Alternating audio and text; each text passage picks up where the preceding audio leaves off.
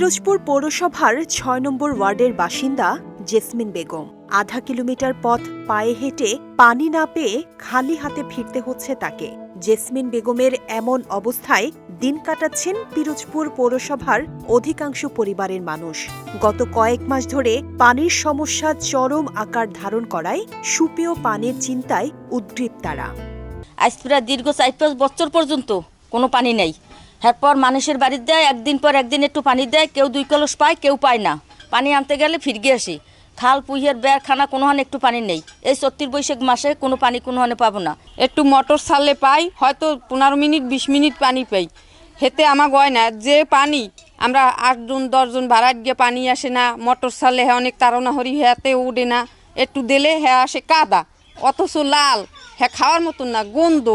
আমরা একদিন পর একদিন পানি পাই, তাও হয়তো 15-20 মিনিট পাই। আশেপাশে আমাদের খাল নাই, পুকুর নাই, সব ভরাট হয়ে গেছে। ১৫০ বছরের পুরাতন পৌরসভা পিরোজপুর। তখনও জনগণকে সুপেয় পানি সরবরাহের জন্য বিভিন্ন এলাকায় নির্ধারিত পুকুর ও নলকূপের ব্যবস্থা ছিল। ১৯৮৩ সালে সুপেয় পানির জন্য পানি শোধনাগার চালু করে পিরোজপুর জনস্বাস্থ্য বিভাগ। এর ৪ বছর পর ১৯৮৭ সালে জেলার মর্যাদা পায় পিরোজপুর। শুরুতে পানি শোধনাগারে প্রতি ঘণ্টায় প্রায় ৫০,০০০ লিটার পানি উৎপাদন হতো। সময়ের ব্যবধানে উৎপাদন বেড়ে ২.৫ থেকে ৩ লাখ লিটারে দাঁড়ালেও চাহিদার তুলনায় তা বর্তমানে খুবই সামান্য। ফলে চাহিদাকৃত পানি পরিশোধন করতে পারছে না কর্তৃপক্ষ।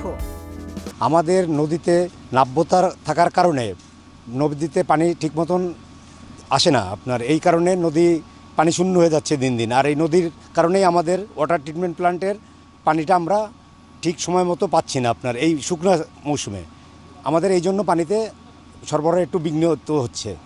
তবে এই সমস্যার সমাধানে উদ্যোগ নেওয়া হয়েছে বলে জানিয়েছেন পৌর নির্বাহী কর্মকর্তা।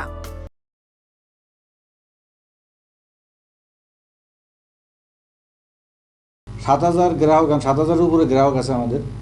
এই জন্য পানির সমস্যাটা বেশি হচ্ছে। তবে একটা সুখবর হলো যে আমাদের ফ্রান্সের এএফডি সহায়তায় একটা পানির ট্রিটমেন্ট প্ল্যান্ট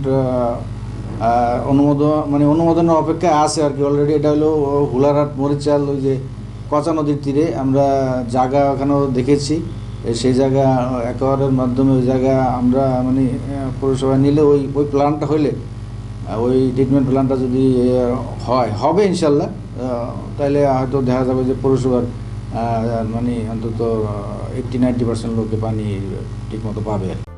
পিরোজপুর পৌরসভার ২ লক্ষাধিক বাসিন্দার জন্য প্রতি ঘণ্টায় ১০ লাখ লিটার পানির চাহিদার বিপরীতে উৎপাদন করা সম্ভব হচ্ছে মাত্র ২.৫ থেকে ৩ লাখ লিটার।